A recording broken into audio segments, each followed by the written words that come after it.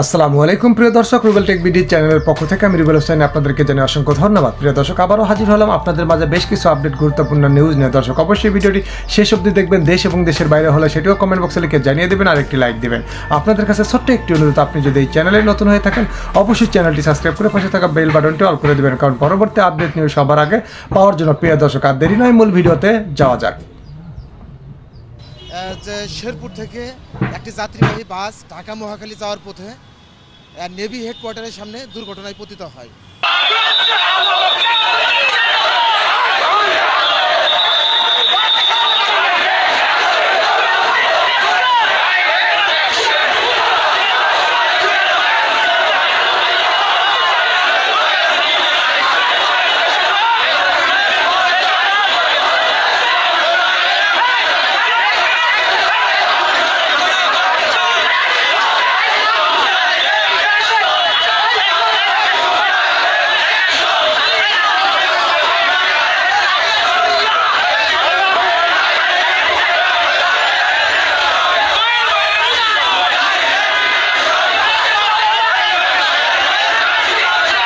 সেশনের প্রথম দিন থেকেই তাদের একটা অ্যাটিটিউড ছিল, তোমরা নাও যাও। 17 তারিখে সকালে আমি নির্বাচন থেকে সরে আসার জন্য আমি সমস্ত প্রস্তুতি নিয়েছিলাম। তারপরে চাপ আসলো সরাসরি এবং প্রত্যক্ষ এবং পরোক্ষ। প্রত্যক্ষটা আমি ডিটেইলভাবে বলবো না, সেটা আপনারা বুঝে নেবেন। স্পষ্ট আমরা বুঝতে পেরেছিলাম যেটা হয় আওয়ামী লীগের লোককে জেতানোর জন্য, অথবা তাদের নির্বাচিত আরেকজন আওয়ামী লীগের বাইরের লোককে নির্বাচনের জন্য তারা এই দেখা আমার যারা পছন্দ করে তাদের ভরকায় যাওয়ারই কথা। তবে ইন্টারেস্টিং হচ্ছে, রনির কাছে অনেক তথ্য আছে যা অনেকেরই জানার কথা না। যেমন ফ্রান্স পুলিশ আমার নিরাপত্তায় বিশেষ ব্যবস্থা নিছে, এটা আমার খুবই ঘনিষ্ঠ দুই একজন ছাড়া জানে না। সেটাও দেখলাম রনি জানে। যাই হোক, তার মানে ওর অ্যান্টেনা অনেক উপরে বাঁধা আছে আর কি। Good job Roni, I appreciate your homework.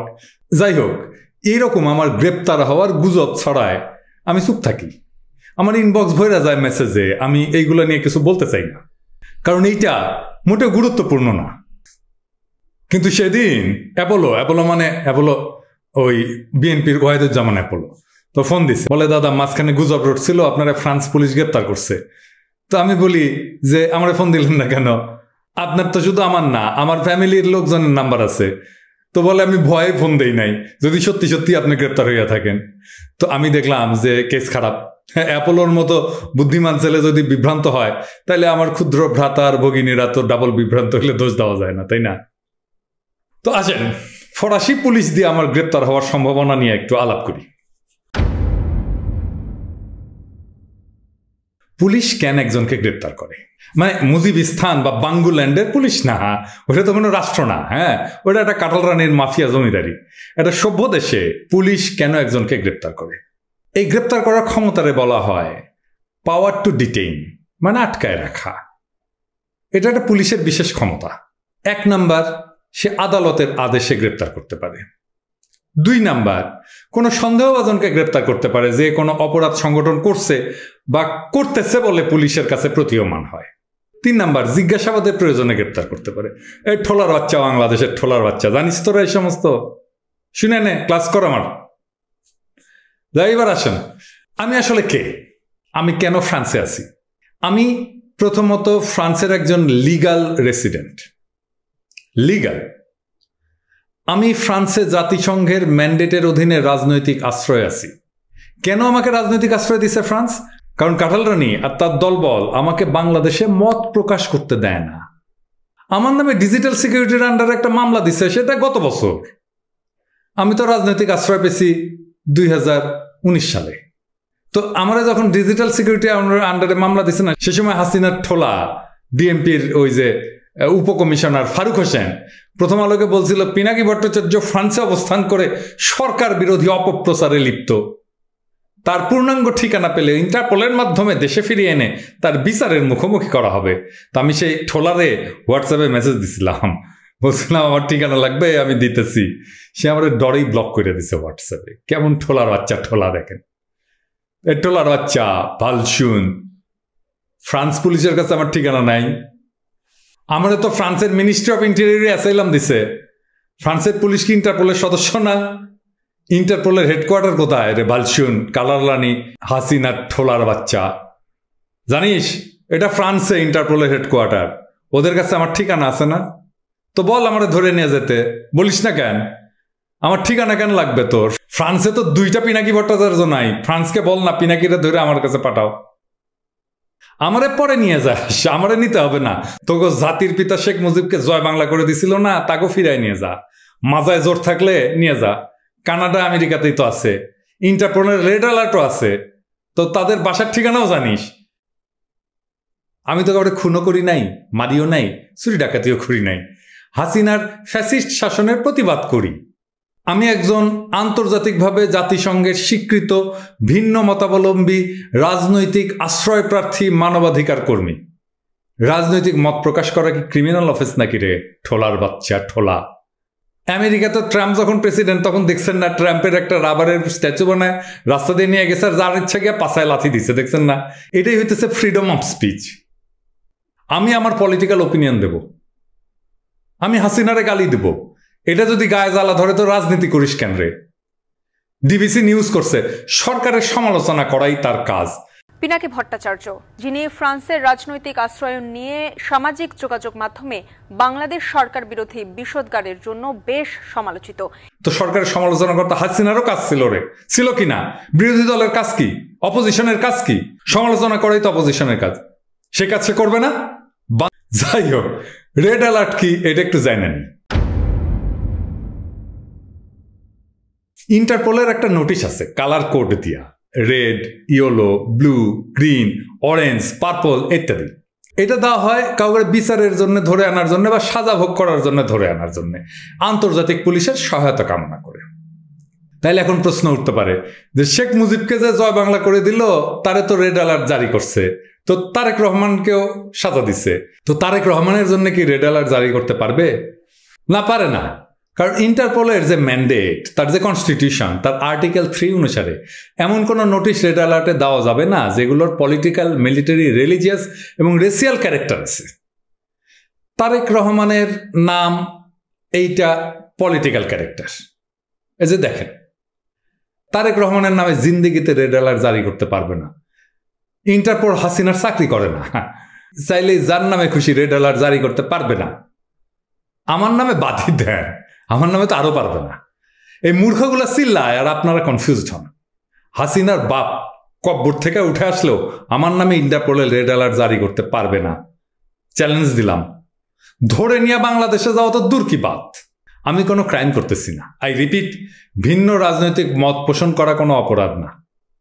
Hasina অপরাধী। সে চুরি করে, ডাকাতি করে, ভোট ডাকাতি করে, প্রতারণা করে, বাংলাদেশের নাগরিকদের গুম খুন করে, কথা বলার অধিকার হরণ করে ক্ষমতায় আছে। আমি হাসিনার উৎখাত চাই। আমি হাসিনার ফ্যাসিস্ট শাসনকে জয় বাংলা করে দিতে চাই। হাসিনার বাপেরও ক্ষমতা নাই আমাকে স্তব্ধ করে আমার মুখ বন্ধ করে দেওয়ার। আর বাংলাদেশের ঠোলা, আরে ফু, ভোরে আমি ঠাপাই না, ফুট। এবার আসেন, আসল সমস্যা কি? সমস্যা কি আদৌ কোনোটা আছে? এটা নিয়ে একটু আলাপ করি। হাসিনার হাতে মেলা টাকা। হাসিনার বন্ধু মোদি আছে, পুতিন আছে।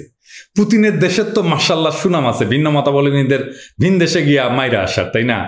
হাসিনার গুন্ডা ভাড়া করতে পারে, আমার মাইরা ফেলতে পারে, গাড়ি চাপা দিয়ে মারতে পারে, ট্রেনের সামনে ধাক্কা দিয়ে ফেলা দিতে মারতে পারে, সব গুলি করে মারতে পারে, বিষ প্রয়োগ করে মারতে পারে। আমি এই সম্ভাবনাকে উড়ায় দেই না। আমার অপঘাতে মৃত্যু হলে আমি হাসিনা আর মোদির হিন্দুত্ববাদকে এখনই দায়ী করে গেলাম। কিন্তু এই যে সম্ভাবনা, এই থেকে কি আমার মুক্তি আছে? আমার সাথে ফরাসি পুলিশের গোয়েন্দারা দেখা করছে। তারা নিয়মিত আমার সাথে যোগাযোগ করে।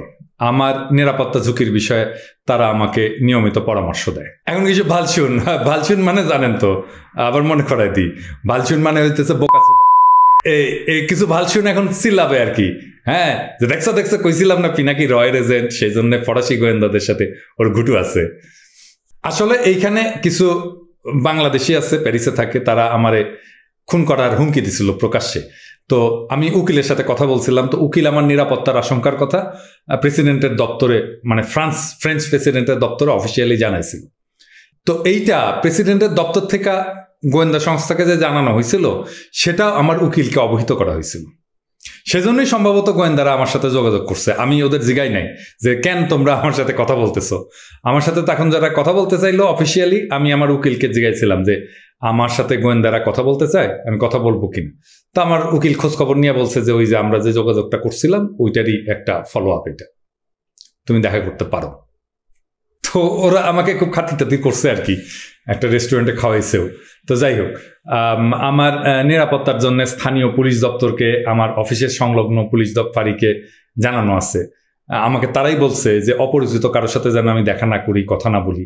তারা আমার নিয়মিত যাতায়াতের রুট জানে, আমি কোন রাস্তায় যাই, কোথায় যাই, বাজার করি কোথায়, নতুন কোথাও যাইতে হইলে আমি ওদের জানায় যাই। কিন্তু এটা আমাকে বলছিল যে যে জায়গায় যাও না ইউজুয়ালি সেখানে যাইতে হইলে আমাদের একটু জানাও আগে।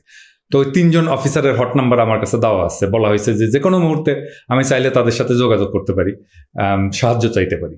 আমার সাথে পুলিশ ঘুরে না, এটা সত্য, মানে সাথে পুলিশ থাকে না সবসময়, কিন্তু আমি একটা কনস্ট্যান্ট ওয়াচের মধ্যে আছি এবং থাকি।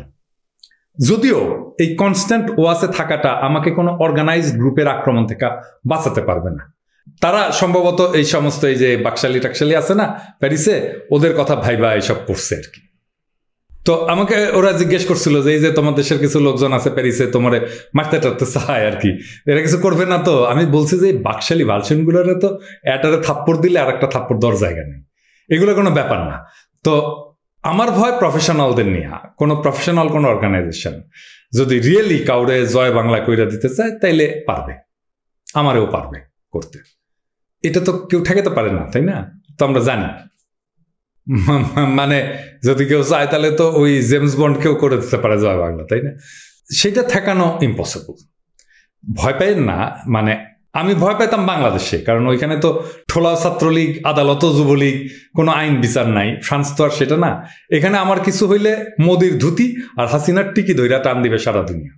আর আমার যারা পাঠক দর্শক আছেন, আপনারা তো বিশ্বাসী মানুষ, তাই না? আমি না হয় হাফ নাস্তিক, তাও আমি বিশ্বাস করি যে দুনিয়াতে মানুষের কাজে লাগার জন্য আমার জীবন রক্ষা করাটা যদি জরুরি হয়, তাইলে আমারে সৃষ্টিকর্তাই রক্ষা করবেন।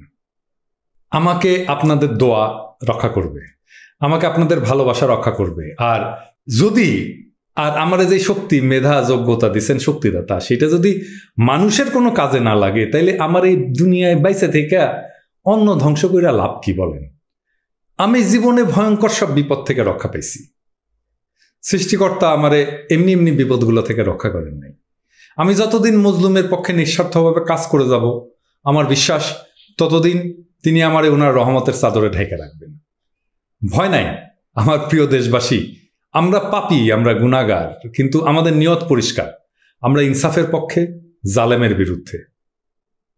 সৃষ্টিকর্তা তো আমাদেরকে ত্যাগ করবেন না, তাই না? আপনাদের ভয় কি? নিঃশঙ্ক থাকেন, নির্ভয় থাকেন। আমরা যদি লক্ষ্যে অবিচল থাকি, নিয়ত যদি পরিষ্কার থাকে, কামিয়াব আমরা হবই। নইলে পৃথিবীর ইতিহাস মিথ্যা হয়ে যাবে। আর এই লড়াইয়ের ময়দানে যদি প্রাণটা দিতেই হয়, তাহলে যাবে। শহীদের মর্যাদা পাবো। মুক্তির মন্দিরও সোপানতলে কত প্রাণ হলো বলিদান। হয়েছে, আরো হবে। তার মধ্যে আমার মতো তুচ্ছ নগণ্য একজনের নাম যদি লেখা থাকে, তার যদি স্থান হয়, সেটা তো বিশাল বড় পাওয়া। ইতিহাসের অংশ হয়ে থাকবো, সেটাও কম গৌরবের না। আমার মৃত্যু যেভাবে লেখা আছে সেভাবেই হবে। যেদিন লেখা আছে সেদিনই হবে। এটা বদলানোর কোনো ক্ষমতা কারো নাই। আবার আসেন আরেকভাবে দেখি জিনিসটা। শেখ মুজিব ধরেন যদি 1971-এ পাকিস্তানের কারাগারে মারা যেতেন, আমাদের তিনি মাথার মণি হয়ে থাকতেন না আজকেও? বেঁচে থেকে তেনার লাভ হয়েছে কি? পড়ছেন তো, তাই না? উনার মাইয়া আরো বেশি পচাইছে। বাকি 5টা বছর উনি ক্রমাগত পড়ছেন। অর্থহীন বাইসে থাকাটা মরণের চাইতেও বেশি। আজকের লড়াইয়ের মাঠে থেকে জীবনের শেষ মুহূর্ত পর্যন্ত লড়াই করতে করতে প্রাণ দিয়ে দিলেও কোনো ক্ষতি নাই। কিন্তু অনর্থক বাইসে থেকে পচে যাওয়ার তো ভয় নাই শেখ মুজিবের মতো। আমার আর একটা কথা বলার আছে আপনাদেরকে। আমি কেন আদা জল খাইয়া শেখ হাসিনার পিছনে লাগলাম, অনেকে কনফিউজড হয়ে যান যে আসলে কেন এটা করতেছে আর কি। তারপরে অনেকে আবার জিগায় যে আমি কখনো জনতার কাতার ছেড়ে যাব কিনা। এই 2টা প্রশ্ন গুরুত্বপূর্ণ প্রশ্ন। আমার এই 2টা প্রশ্নের উত্তর দেওয়া উচিত। এই দুইটা প্রশ্নের উত্তর নিয়ে আসবো, একটু সময় লাগবে জন্য আজকে আর বললাম না, আসবো হয়তো কালকেই। আবার দেখা হবে, ভালো থাকবেন, দোয়া রাখবেন আমার জন্যে, আপনাদের দোয়াই আমাকে রক্ষা করবে। খোদা হাফেজ।